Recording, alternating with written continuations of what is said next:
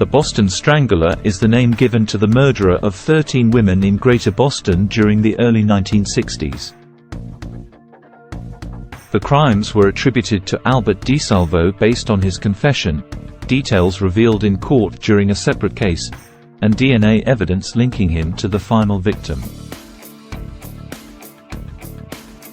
In the years following DeSalvo's conviction, but prior to the emergence of this DNA evidence, various parties investigating the crimes suggested that the murders, sometimes referred to as the silk stocking murders, were committed by more than one person.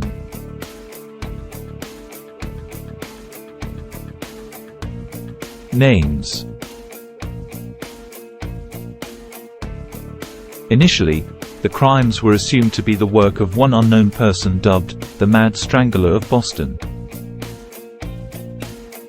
On July 8, 1962, the Sunday Herald wrote that Mad Strangler is loose in Boston, in an article titled, "Mad Strangler Kills 4 Women in Boston." The killer was also known as the Phantom Fiend, or Phantom Strangler, due to his ability to get women to allow him into their apartments. In 1963, 2 investigative reporters for the Record American, Gene Cole and Loretta McLaughlin, wrote a 4-part series about the killer, dubbing him the Boston Strangler. By the time that DeSalvo's confession was aired in open court, the name Boston Strangler had become part of crime law. Events. Between June 14, 1962, and January 4, 1964, 13 single women between the ages of 19 and 85 were murdered in the Boston area. Most were sexually assaulted and strangled in their apartments. Police believe that one man was the perpetrator.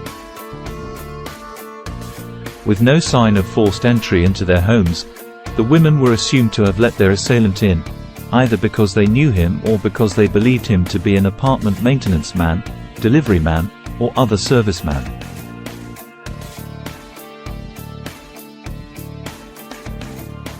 The attacks continued despite extensive media publicity after the first few murders. Many residents purchased tear gas and new locks and deadbolts for their doors. Some women moved out of the area. The murders occurred in several cities, including Boston, complicating jurisdictional oversight for prosecution of the crimes. Massachusetts Attorney General Edward W. Brooke helped to coordinate the various police forces. He permitted parapsychologist Peter Herkos to use his alleged extrasensory perception to analyze the cases, for which Herkos claimed that a single person was responsible. This decision was controversial. Herkos provided a minutely detailed description of the wrong person, and the press ridiculed Brooke. The police were not convinced that all the murders were the actions of one person, although much of the public believed so. The apparent connections between a majority of the victims and hospitals were widely discussed. Names and locations of bodies. Anna Slessors, 55, June 14, 1962, 77 Gainsborough Street, Boston. Mary Mullen, 85, June 28, 1962, 1435 Commonwealth Avenue, Boston. Nina Nichols, 68, June 30, 1962, 1940 Commonwealth Avenue, Boston. Helen Blake, 65, June 30, 1962, 73 Newhall Street, Lynn. Ida Erger, 75, August 19, 1962, 7 Grove Street, Boston. Jane Sullivan, 67, August 21, 1962, 435 Columbia Road, Boston. Sophie Clark, 20 December 5, 1962, 315 Huntington Avenue, Boston. Patricia Bissett, 23 December 31, 1962, 515 Park Drive, Boston. Mary Brown, 69 March 6, 1963, 319 Park Street, Lawrence. Beverly Saymans, 23, May 6, 1963, 4 University Road, Cambridge. Evelyn Corbin, 57, September 8, 1963, 224 Lafayette Street, Salem. Joanne Graff, 23, November 23, 1963, 54 Essex Street, Lawrence. Mary Sullivan, 19, January 4, 1964, 44 A Charles Street, Boston. DeSalvo's confession. On October 27, 1964, a stranger entered a young woman's home posing as a detective. He tied the victim to her bed, sexually assaulted her, and suddenly left, saying, "I'm sorry," as he went. The woman's description of her attacker led police to identify the assailant as DeSalvo. When his photo was published, many women identified him as the man who had assaulted them. Earlier on October 27, DeSalvo had posed as a motorist with car trouble and attempted to enter a home in Bridgewater, Massachusetts. The homeowner, future Brockton Police Chief Richard Sprells, became suspicious and eventually fired a shotgun at DeSalvo. DeSalvo was not initially suspected of being involved with the strangling murders. After he was charged with rape, he gave a detailed confession of his activities as the Boston Strangler. He initially confessed to fellow inmate George Nassar. Nassar reported the confession to his attorney F. Lee Bailey, who also took on the defense of DeSalvo. The police were impressed at the accuracy of DeSalvo's descriptions of the crime scenes. There were some inconsistencies, but DeSalvo was able to cite details that had been withheld from the public. Bailey states in his 1971 book, The Defense Never Rests, that DeSalvo got one detail right that one of the victims was wrong about. DeSalvo described a blue chair in the woman's living room. She stated it was brown. Photographic evidence proved DeSalvo was correct. No physical evidence substantiated his confession. Because of that, he was tried on charges for earlier, unrelated crimes of robbery and sexual offenses, in which he was known as the Green Man and the Measuring Man, respectively.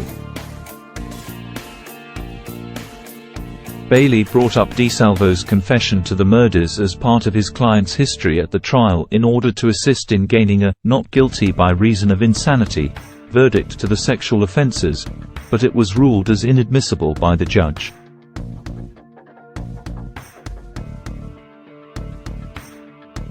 DeSalvo was sentenced to life in prison in 1967. In February of that year, he escaped with 2 fellow inmates from Bridgewater State Hospital, triggering a full-scale manhunt. A note was found on his bunk addressed to the superintendent. In it, DeSalvo stated that he had escaped to focus attention on the conditions in the hospital and his own situation. Immediately after his escape, DeSalvo disguised himself as a U.S. Navy petty officer 3rd class, but he gave himself up the following day. After the escape, he was transferred to the maximum security Walpole State Prison. 6 years after the transfer, he was found stabbed to death in the prison infirmary. His killer or killers were never identified. Multiple killer theories. Doubts persist as to whether DeSalvo was the sole perpetrator behind the Boston Strangler murders. At the time of his confession, people who knew him personally did not believe him capable of such vicious crimes. Several factors created doubt that a serial killer was involved, given that they characteristically have a certain type of victim and method of murder. Women killed by the Strangler were from a variety of age and ethnic groups, and they were murdered using multiple methods.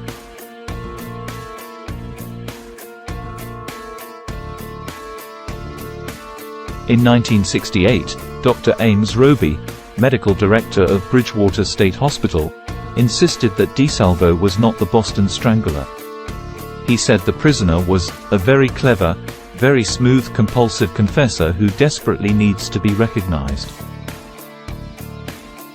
Roby's opinion was shared by Middlesex District Attorney John J. Droney, Bridgewater Superintendent Charles Gorkin, and George W. Harrison, a former fellow inmate of DeSalvo's. Harrison claimed to have overheard another convict coaching DeSalvo about details of the strangling murders. DeSalvo's attorney Bailey believed that his client was the killer, and described the case in The Defense Never Rests, 1971. Susan Kelly, author of the book The Boston Stranglers, 1996, drew from the files of the Commonwealth of Massachusetts Strangler Bureau. She argues that the murders were the work of several killers rather than a single individual. Former FBI profiler Robert Ressler said, "You're putting together so many different patterns that it's inconceivable behaviorally that all these could fit one individual." John E. Douglas, the former FBI special agent who was one of the first criminal profilers, doubted that DeSalvo was the Boston Strangler. In his book The Cases That Haunt Us, he identified DeSalvo as a power assurance motivated rapist. He said that such a rapist is unlikely to kill in the manner of crimes attributed to the Boston Strangler. A power assurance motivated rapist would, however, be prone to taking credit for the crimes. In 2000, attorney and former print journalist Elaine Sharp took up the cause of the DeSalvo family and that of the family of Mary Sullivan. Sullivan was publicized as being the final victim in 1964, although other strangling murders occurred after that date. Sharp assisted the families in their media campaign to clear DeSalvo's name. She helped organize and arrange the exhumations of Mary Sullivan and Albert H. DeSalvo, filed various lawsuits in attempts to obtain information and trace evidence, e.g., DNA, from the government, and worked with various producers to create documentaries to explain the facts to the public.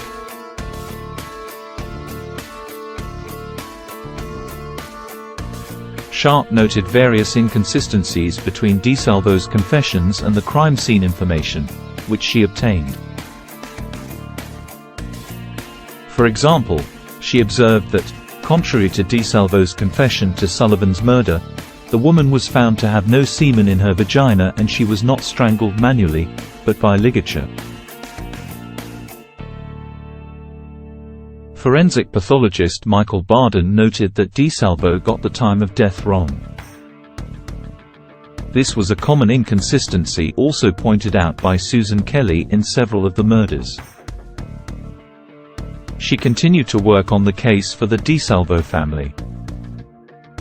DNA evidence. On July 11, 2013, the Boston Police Department announced that they had found DNA evidence that linked DeSalvo to the murder of Mary Sullivan. DNA found at the scene was a near-certain match to Y DNA taken from a nephew of DeSalvo. Y DNA is passed through the direct male lines with little change and can be used to link males with a common paternal line ancestor. A court ordered the exhumation of DeSalvo's corpse to test his DNA directly. On July 19, 2013, Suffolk County District Attorney Daniel F. Conley, Massachusetts Attorney General Martha Coakley and Boston Police Commissioner Edward F. Davis announced the DNA test results proving that DeSalvo was the source of seminal fluid recovered at the scene of Sullivan's 1964 murder. Thanks for watching. Please like and subscribe.